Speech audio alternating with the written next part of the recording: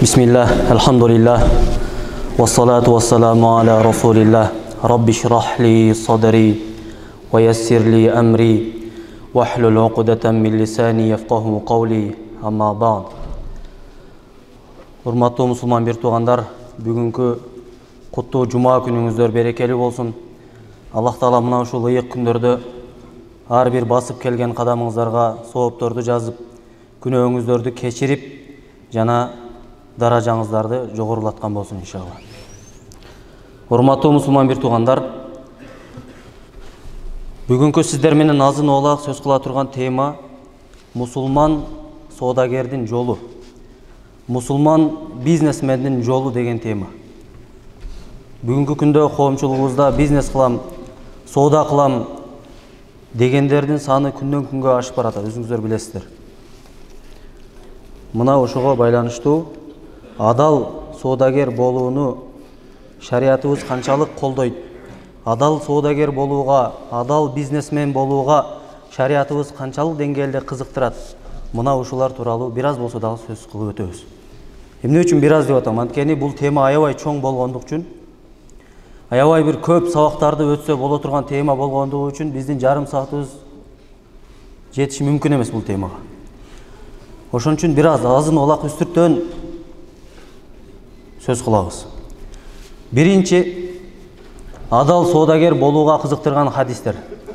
Пайгамбарыбыз саллаллаху алейхи ва саллям бир хадисинде мындай дейт: "Ат-тажиру садуқул амин ма'ан набиййина ва сиддиқина ва шухада." Садака Расулилlah. Адал соодагер, ишеничтүү соодагер пайгамбарлар менен, чынчылдар менен жана шахидтер менен кыяматта чогуу болот деди пайгамбарыбыз. Демек сиз адал соодагер боло турган болсоңуз, Кудайдан корккон, такыба соодагер боло турган болсоңуз, иншалла сиздин даражаңыз пайгамбарлар менен чогуу кыяматта. Экинчи хадисте пайгамбарыбыз саллаллаху алейхи ва салламдан сурашыптыр. Эң таза кесип кайсы? Эң пакиза кесип кайсы дегенде пайгамбарыбыз саллаллаху алейхи ва саллям бир адам өз пешене тери менен тапкан ырыскысы жана адал соода кылган соодагер болуу бул эң таза пакиза кесип деп айтат пайгамбарыбыз саллаллаху алейхи ва саллям. Бул экинчи хадис. Пайгамбарыбыз саллаллаху алейхи ва саллям дагы бир хадисте айтат: ырыскынын 10-9 адал соодада деп айткан пайгамбарыбыз.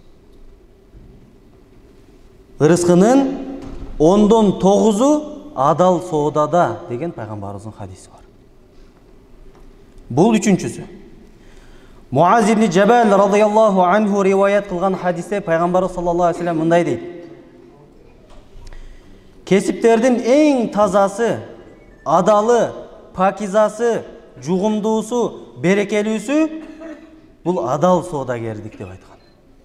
Демек, урматтуу туугандар, бизнесмен болуу, соодагер болуу бул коркунучтуу эмес. Бул пайгамбарыбыз саллаллаху алейхи ва саллям өтө чоң убадаларды кылган берекелүү кесип болуп эсептелинет. Бирок бир гана шарты бар. Ал эмне? Адал соодагер болуу. Жөн эле соодагер болуу эмес. Эки сөздүн башын бириктирип, жалганды аралаштырып, ар нерсени аралаштырып сата берүү же алдай берүү эмес. Туура түшүнүш керек. Адал, Кудайдан корккон, таза, пакиза соодагер болуу бул Аллахтын алдындагы эң берекелүү кесиптерден болуп эсептелинет туугандар. Дыйкан менен соодагер гана өзүнүн күчүнө ишенбейт экен туугандар. Соодагер үйдөн чыкканда бүгүн мен мынанча сомдук соода кылам, сөзсүз. 1000 сом нак. Мына 10 000 бүгүн нак деп айта албайт экен. Бул мүмкүн эмес экен. Эгерде бир уста болсо, бүгүн ишин бүтүрсөм 10 000 сом нак менде, Кудайга шүгүр деп чыгышы мүмкүн экен үйдөчү, өзүнө ишенип. А бирок соодагер үйдөн чыгып атканда андай дей албайт экен. Ага канча клиент келет, кандай клиент келет, канча сата алат, канча сата албайт, аны бир гана Кудай билет экен. Ал Кудайдан гана үмүт кылып чыгат экен үйдөн чыгып атканда. Я Алла, мага бүгүн соодама береке бергин. Я Алла, сен берүүчү сенсиң. Я Алла, сенден башка эч ким бербейт. Мен соодамды кылайын, себебин кылайын, базарга барып товарымды жазып олтурайын. Бирок сооданы берүүчү өзүңсүң. Клиентти берүүчү өзүңсүң. Ырыскыны берүүчү өзүңсүң. Я Алла, мени бүгүн соодама береке бергин. Мени соодамды болдургун деп Аллахтан гана үмүт кылат экен. А дыйкан болсо, картошканы эгип, быйыл менде 10 тонна урожай. Үрөн, нак, 10 тонна нак деп айта албайт экен да эч качан. Сөзсүз болот деп айта албайт экен эч качан. Ал эмне кылат? Себебин кылат. Үрөнүн эгет, көмөт, болду. Түшүмүн Аллахтан гана сурайт экен ал. Демек, урматтуу туугандар, адал соодагер болуу бул Аллах Таалага жакындоонун бир жолу болуп дагы эсептелет экен. Эгерде сиз ар бир айтып аткан сөзүңүздө, сатып аткан нерсеңизде, клиент менен сүйлөшүп атканда, мен жалган сүйлөп албайын, жалгандан мактап албайын өзүмдүн товарымды деп, такыбачылык менен Кудай көрүп турат да, Кудай карап турат да деп, такыбачылык менен соода кыла турган болсоңуз, Кудай Таала ар бир саткан соодаңызга берекесин берип, иншалла даражаңызды көтөрө берет экен. Буга мен эмес, пайгамбарыбыз өзү кепилдик берип атат. Кимде ким адал соода кылса, адал соода менен алектенсе, анын даражасы каякта деди? Пайгамбарлардын, чынчылдардын жана шахидтердин даражасында деди. Шахид болууну кимдер арзу кылбаган, туурабы? Шахид болгум келет деп канчалаган сахабалар шахид болом деп согушта өзүнүн жанын аябастан, эч нерседен коркпостон Аллах Тааладан шахиддикти үмүт кылып жанын кыйды. Бирок оңой эле, эгерде адал соодагер болсоңуз, адал соода кылсаңыз, Кудайдан корккон такыба бизнесмен болсоңуз, анда сиздин дагы даражаңыз кимдин жанында? Шахидтердин, пайгамбарлардын, чынчылдардын орду менен бирдей болот экен иншалла. Мына ушундай бизнесмен, мына ушундай соодагер болгонго аракет кылалы. Кудай Таала мына ушундай бизнесмен, соодагер болууну баарыбызга насип кылсын иншалла. Адал соодагер болуу үчүн бир адамда 8 сыпат болуш керек экен. Мына ушул 8 сыпатты бирден көрүп чыгалы туугандар. Биринчиси, сүйлөсө чын сүйлөйт дейт. Ар бир соодагер эгер өзүн адал болгум келет десе, ар бир сөзүндө чынчылдыкка өтө көңүл буруш керек экен туугандар. Чынчылдык соодада өтө чоң ролду ойнойт, билесиздер, Только тил менен болот соода. Братан дейт, эмеге барсаң сумга. Могу телефонду алсаң дейт. Билесиздер, сол телефон саткандарды, состояние идеал дейт го, жөн эле мактайт. Же ошону алып атканда, мисалы үчүн, ошол телефонду алып атканда, же бул товарды алып атканда жамандайт. Болбой калыптыр муну. 5000 да албайт го муну. Мисалы үчүн ушундай сөздөрдү колдонот да. Товарды арзан сатып алыш үчүн болушунча жамандап, айла жок байкуш саткысы келген муктаж болгон адам не дейт анан? Мейле эми бекер тургуча бузук элекен ушуну 5000 болсо да берип ийин дейт. Анан алып туруп аны канчага сатат? Үстүнө болушунча кошуп, анан эмне кылат? Клиент келгенде аны өкүртө мактайт. Билесиздер, Өкүртө мактайт. Куделе андан башка телефон жок дейсиң да, андан жакшы телефон таба албайсыз. Баары айланып бага келесиз. Мындан жакшы телефон таппайсыз. Сиз үчүн эң жакшы ушул. Таксыр ала бериңиз, таксыр иншалла жакшы болот. Алхамдулилла, состояние идеал деп коет. Туугандар, эгерде сиз соода кыла турган болсоңуз, Кудайдан коркуңуз.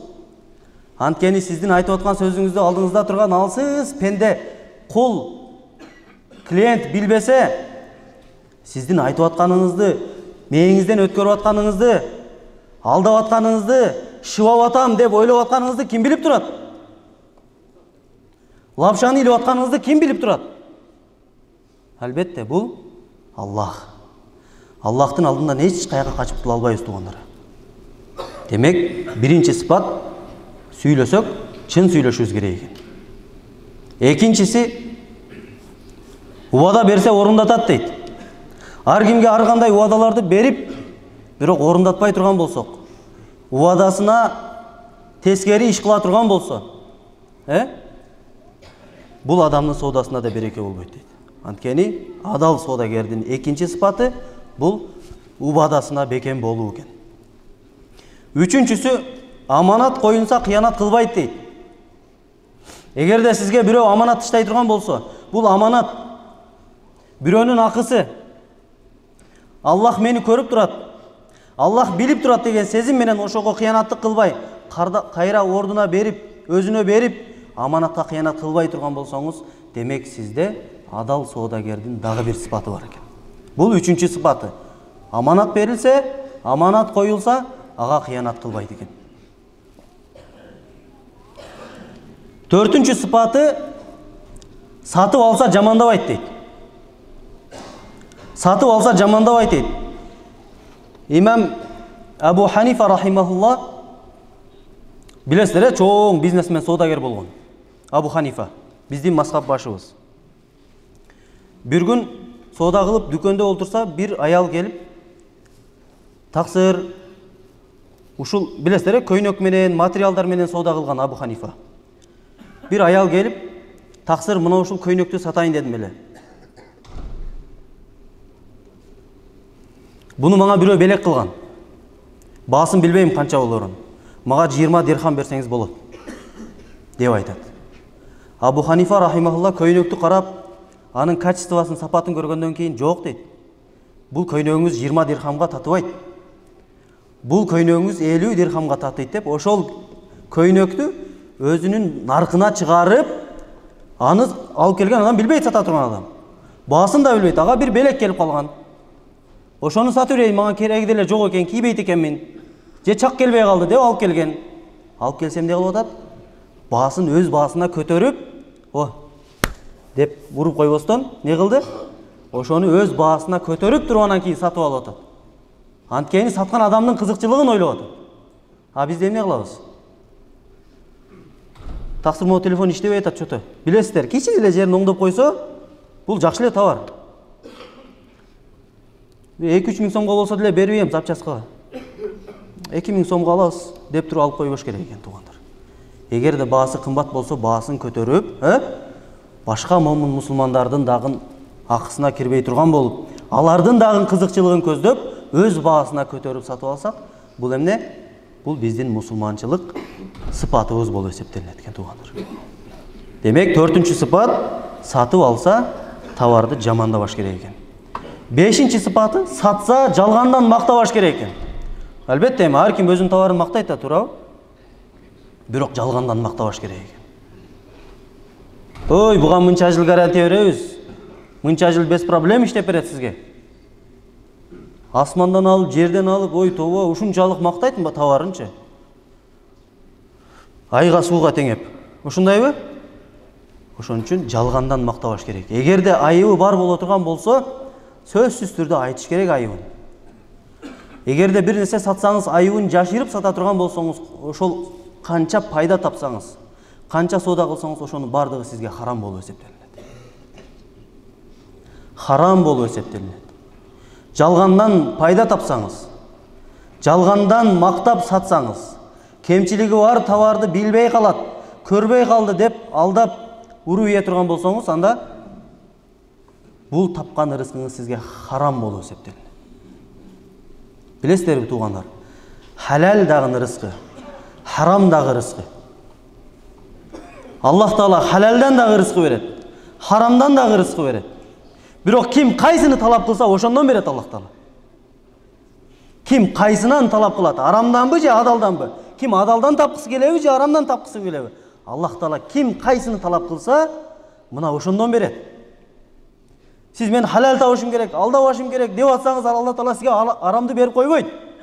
Эгерде сиздин жүрөгүңүздө халалдан рызкы табыш мүдөөсү болсо, эгерде сиздин жүрөгүңүздө, оюңузда мен халал рызкы табышым керек, Аллахтын наалатына калбай тургандай адал рызкы табышым керек деген мүдөө болсо ичиңизде, Аллах Таала сизди эч качан харам менен рызкыландырып койбойт, туугандар.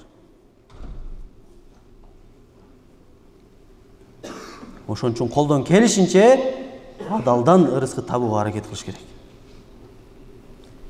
5-чи эмне экен? Сатса, жалгандан мактап сатпайт товарын. 6-чысы, эгер карызы болсо кечиктирбей берет дейт. Эгер карызы болсо, бирөөдөн карыз алдыңыз, эми соодада болот мындай нерсе, билесиздер, Сооданын көпчүлүгү карыз менен жүрөт. Берип тур, анан берем, алат, кайра убагында берет. Соода мына ушу менен болот. Бирок эгерде алып атканда мен убагында берем. Аллах кааласа мына ушул алган карызымды убагында беремин деп аракет кылып убагында бере турган болсо, мына ушул дагы мусулмандын сыпаты болуп эсептелет. Мүмкүнчүлүгүңүз бар болуп турса дагы бергиңиз келбей, нафсиңизге кулак салып, карызды кечиктирип аткан болсоңуз, азыр дагы сиздин мойнуңузда карызыңыз болсо, туугандар, эгер мүмкүнчүлүгүңүз болсо кечиктирбей берип коюңуз. Анткени мүмкүнчүлүк болуп туруп, кечиктирип карыз алган адамга зулумдук кылбаңыз, карыз берген адамга. Мисалы, февралдын 10-уна чейин деп карыз ала турган болсоңуз бирөөдөн, ал адам план кылат да, мен эртең так, паланча мага карызымды февралдын 10-унда берсе, мен ал акчага мондай иштерди кылам деп план кылат, туурабы? Эгерде сиз ошону кечиктирип, мүмкүнчүлүгүңүз болуп турса дагы бербей аткан болсоңуз, чоң зулум болуп эсептелет, туугандар. Анткени ал балдарынын рызкысы болушу мүмкүн. Анткени ал ошого муктаж болушу мүмкүн. Анткени ал ошол акчасы менен бир чоңураак иш кылгысы келип аткандыр. Сиздин кылып аткан зулумдугуңуз менен көп адам жабыр тартып калышы мүмкүн, туугандар. Ошон үчүн карыз, пайгамбарыбыз айткан, карыз албаганга аракет кылгыла. Бирок алсаңар, убагында кайтарганга аракет кылгыла. Эгер кайтара албасаңар, алдын ала айтып коюш керек. Туган, мен сенден карыз алдым эле. Мынчасын да берем деп айттым эле, бирок мүмкүнчүлүк болбой атат. Дагы бир жума жылдырып тура аласыңбы? Деп алдын ала айтып коюш керек, туугандар.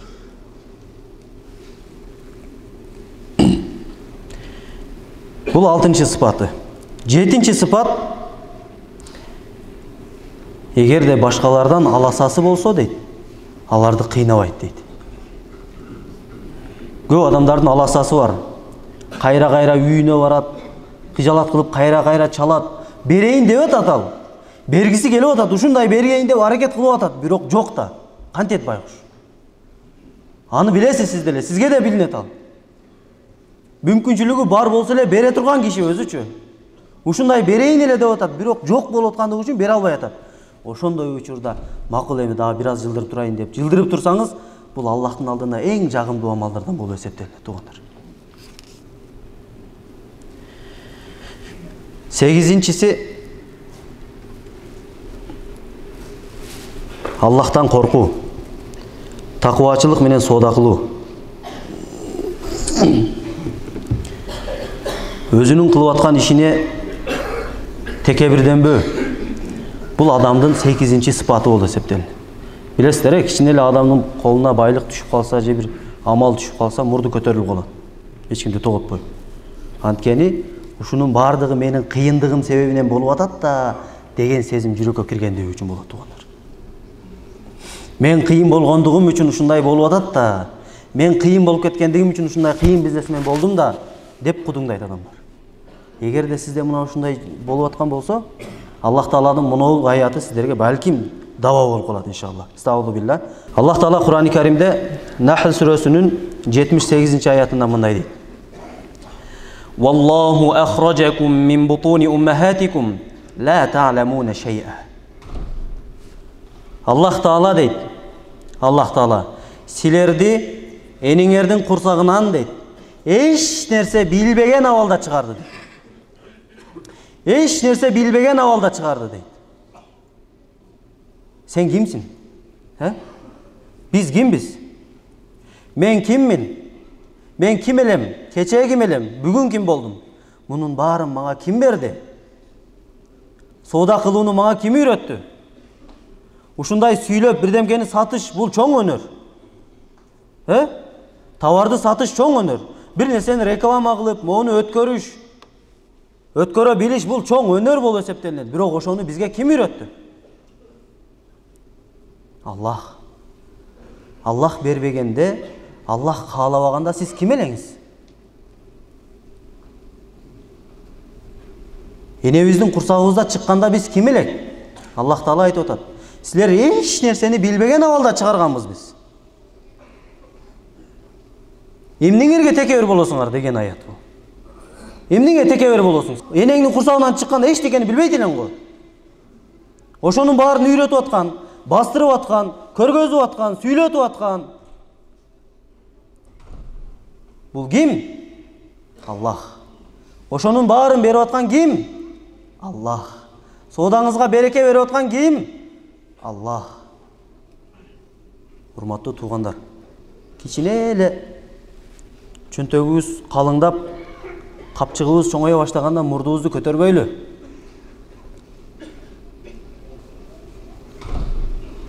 Дүнүйөдө адамдар өзүнүн ылдыйкын караш керек.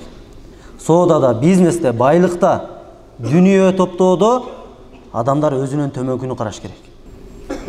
Ал эми илим алууда, такыбачылыкта, Кудайга жакындоодо адамдар өзүнүн жогоркуну караш керек.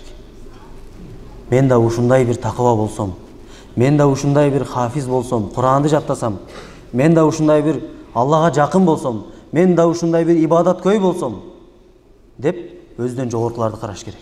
Суктаныш керек. Пайгамбарыбыз саллаллаху алейхи вассаламдын хадиси бар.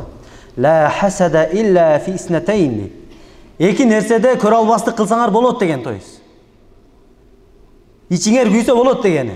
Ал кайсы десе, биринчиси, эгерде кимде ким Куран жаттаса дейт, жана ошо Куранды окуу менен, жана аны үйрөтүү менен күнү түнү алек боло турган болсо бирөө дейт. Ошону карап, ахатаң, мен да ушундай болсом гана. Менде да ушундай Куран жаттасам, мен да ушинтип сабак берсем кана деп, ошого хасат кылып, ичин күйүп, аракет кылып өзүң да окусаң, бул жайыз дейт шариатта. Дагы бирөө бар дейт. Эгерде бирөөгө Алла Таала дүнүйө берген болсо, ал дүнүйөсүн Аллах жолунда сарптоо менен күнү түнү алектенсе, берешен бай боло турган болсо, дайыма өзүндөгү дүнүйөлөр менен башкаларга бөлүшө турган болсо, дүнүйөсүн эмес, анын берешендигине хасат кылса болот дейт. Түшүнүктүүбү туугандар? Ошон үчүн соода кылууда, адал болууга, жана ушул 8 сыпат менен сыпаттанууда Аллах Таала баарыбызга тавфик берсин иншалла. Дагы бир сыйра кайталап коелу туугандар. Эң биринчиси, сүйлөсө чын сүйлөйт дейт. Убада берсе орундатат дейт экинчиси. Аманат берилсе кыянат кылбайт дейт. Аманатка бекен болот. Төртүнчүсү, сатып алса жамандабайт дейт бир нерсени. Бешинчиси, сатса жалгандан мактабайт дейт. Алтынчысы, эгер карзы болсо кечиктирбей берет. Аракет кылат кечиктирбей бергенге.